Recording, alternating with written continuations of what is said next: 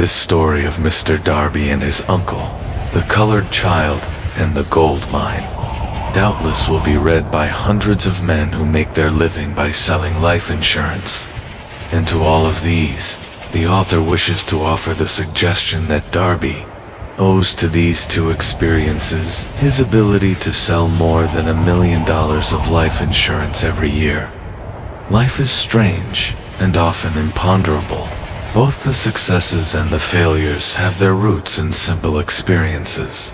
Mr. Darby's experiences were commonplace and simple enough, yet they held the answer to his destiny in life. Therefore, they were as important to him as life itself. He profited from these two dramatic experiences because he analyzed them and found the lesson they taught. But what of the man who has neither the time nor the inclination to study failure in search of knowledge that may lead to success? Where and how is he to learn the art of converting defeat into stepping stones to opportunity? In answer to these questions, this book was written. The answer called for a description of 13 principles. But remember, as you read the answer, you may be seeking to the questions which have caused you to ponder over the strangeness of life may be found in your own mind through some idea, plan, or purpose which may spring into your mind as you read. One sound idea is all that one needs to achieve success. The principles described in this book contain the best and most practical of all that is known concerning ways and means of creating useful ideas.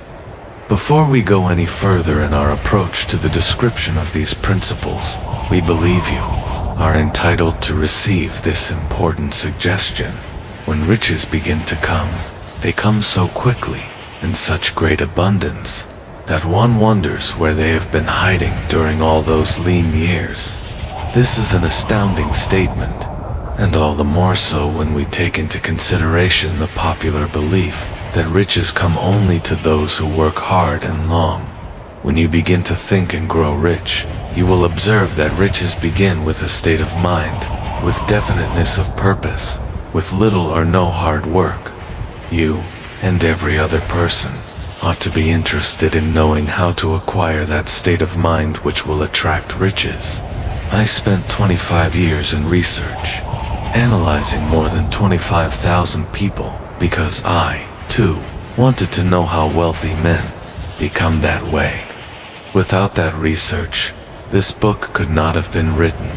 Here, take notice of a very significant truth, viz., the business depression started in 1929 and continued on to an all-time record of destruction until some time after President Roosevelt entered office.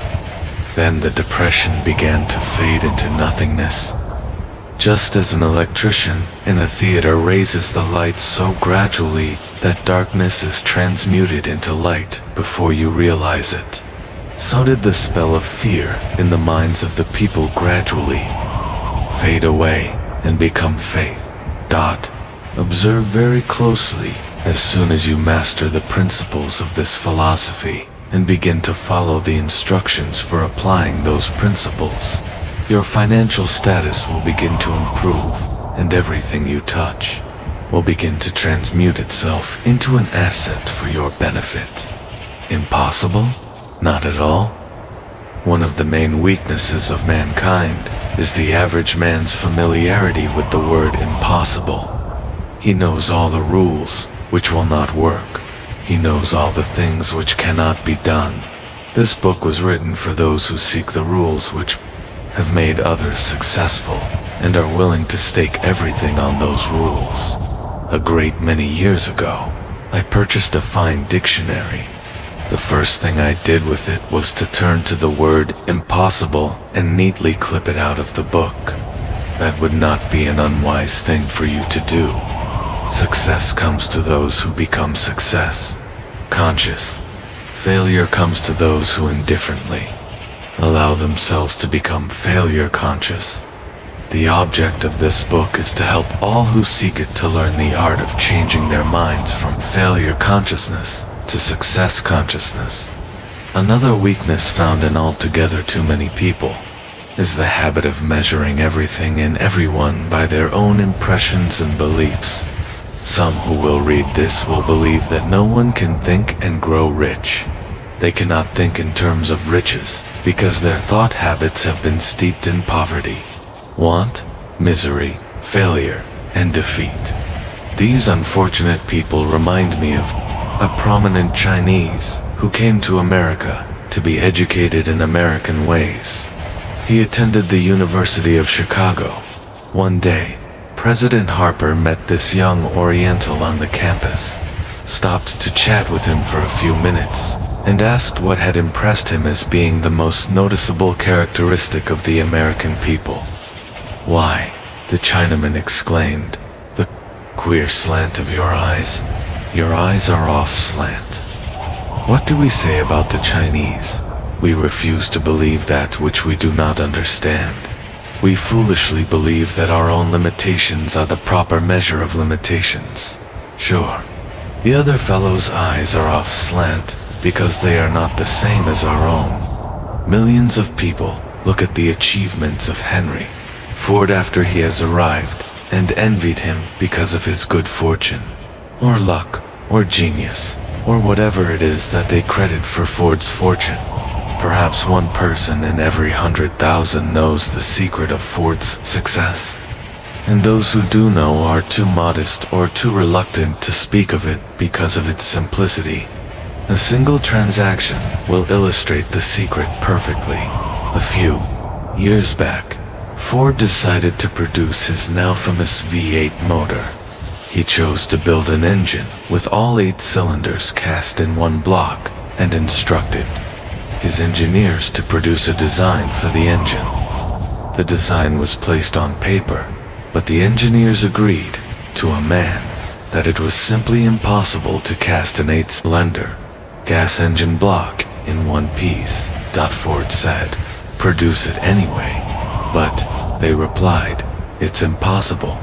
"Go ahead," Ford commanded, "and stay on the job until you succeed, no matter how much time is required." The engineers went ahead. There was nothing else for them to do if they were to remain on the Ford staff. 6 months went by, and nothing happened. Another 6 months passed, and still nothing happened. The engineers tried every conceivable plan to carry out the orders, but the thing seemed out of the question, impossible. At the end of the year, Ford checked with his engineers, and again they informed him they had found no way to carry out his orders. "Go right ahead," said Ford. "I want it, and I'll have it." They went ahead, and then, as if by a stroke of magic, the secret was discovered. The Ford determination had won once more. This story may not be described with minute accuracy, but the sum and substance of it is correct.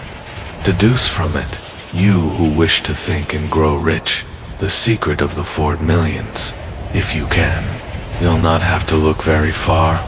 Henry Ford is a success because he understands and applies the principles of success. One of these is desire, knowing what one wants. Remember this Ford story as you read, and pick out the lines in which the secret of his stupendous achievement has been described. If you can do this, if you can lay your finger on the particular group of principles that made Henry Ford rich, you can equal his achievements in almost any calling for which you are suited.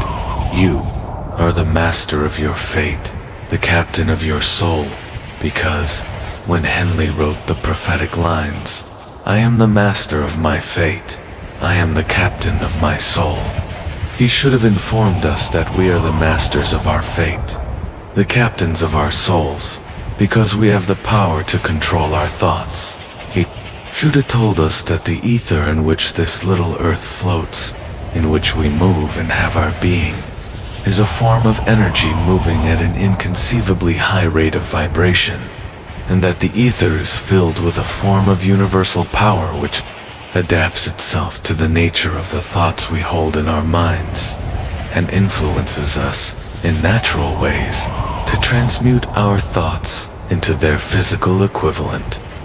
If the poet had told us of this great truth, we would know why it is that we are the masters of our fate, the captains of our souls. He should have told us, with great emphasis, that this power makes no attempt to discriminate between destructive thoughts and constructive thoughts, that it will urge us to translate into physical reality thoughts of poverty, just as quickly as it will influence us to act upon thoughts of riches. He should have told us, too, that our brains become magnetized with the dominating thoughts which we hold in our minds, and, by means with which no man is familiar, these magnets attract to us the forces, the people, the circumstances of life which harmonize with the nature of our dominating thoughts. He should have told us that before we can accumulate riches in great abundance, we must magnetize our minds with intense desire for riches, that we must become money conscious until the desire for money drives us to create definite plans for acquiring it.